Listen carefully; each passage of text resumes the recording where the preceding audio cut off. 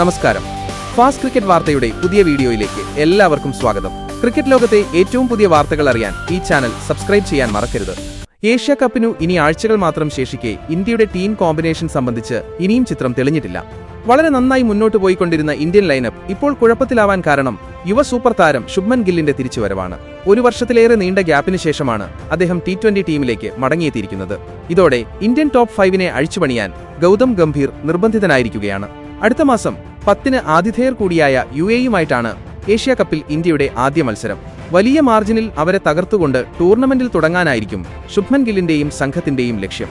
ഇന്ത്യയുടെ ഏറ്റവും ശക്തമായ പ്ലേയിംഗ് 11 എങ്ങനെയാണെന്ന് നമുക്ക് പരിശോധിക്കാം. വൈസ് ക്യാപ്റ്റൻ കൂടിയായ ശുഭ്മൻ ഗിൽ ഓപ്പണറായിട്ടാണ് T20-യിൽ നിലവിൽ കളിച്ചുകൊണ്ടിരിക്കുന്നതെങ്കിലും ഏഷ്യ കപ്പിൽ ഈ റോൾ നൽകാനുള്ള സാധ്യത കുറവാണെന്ന് തന്നെ പറയേണ്ടിവരും. കാരണം ഓപ്പണിംഗിൽ മലയാളി സൂപ്പർ താരം സഞ്ജു സാംസണും ലോക 1-ാം നമ്പർ ബാറ്റർ അഭിഷേക് ശർമ്മയും സെറ്റായി കഴിഞ്ഞു. അവസാന 3 T20 പരമ്പരകളിലും ഈ ജോഡിയാണ് ടീമിനായി ഓപ്പൺ ചെയ്തത്. വിജയമായി മാറിയ ഈ ജോഡിയെ പൊളിക്കാൻ കോച്ച് ഗൗതം ഗംഭീറിന് താൽപര്യം കാണില്ല. അതിനാൽ തന്നെ സഞ്ജുവും അഭിഷേകും ഏഷ്യ കപ്പിലും ടീമിനായി ഓപ്പൺ ചെയ്യും. ഇവർക്ക് ശേഷം 1 ഡൗൺ ആയിട്ടാവും ഗിൽ ക്രീസിലെത്തുക. അങ്കറുടെ റോളിൽ കളിക്കാനിഷ്ടപ്പെടുന്ന അദ്ദേഹത്തിന് മികച്ച പൊസിഷനും ഇതാണ്. പവർ പ്ലേയിൽ സഞ്ജു അഭിഷേക് ജോഡി തകർപ്പൻ തുടക്കം നൽകിയാൽ അത് മുതലാക്കി മധ്യ ഓവറുകളിൽ ടീമിന് സ്ഥിരത നൽകുകയാവും ഗില്ലിന്റെ റോൾ. നേരത്തെ മുൻ ക്യാപ്റ്റനും ഇതിഹാസ താരവുമായ വിരാട് കോഹ്ലിക്കും ഇതേ റോളാണ് ടീമിലുണ്ടായിരുന്നത്. ഇന്ത്യക്ക് വേണ്ടി 4-ാം നമ്പറിൽ കളിക്കുക ക്യാപ്റ്റൻ സൂര്യകുമാർ യാദവാണ്. അദ്ദേഹത്തിന്റെ ബെസ്റ്റ് പൊസിഷനും ഇതുതന്നെ.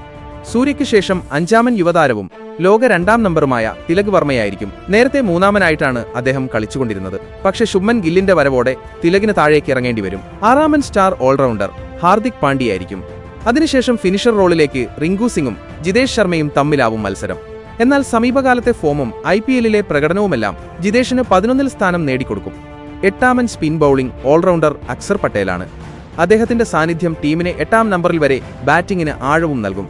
വരുൺ ചക്രവർത്തിയാണ് ടീമിലെ ഏക സ്പെഷ്യലിസ്റ്റ് സ്പിന്നർ. പേസ് ബൌളിംഗ് കൈകാര്യം ചെയ്യുക ജസ്പ്രീത് ബുംറയും അർഷ്ദീപ് സിംഗുമായിരിക്കും.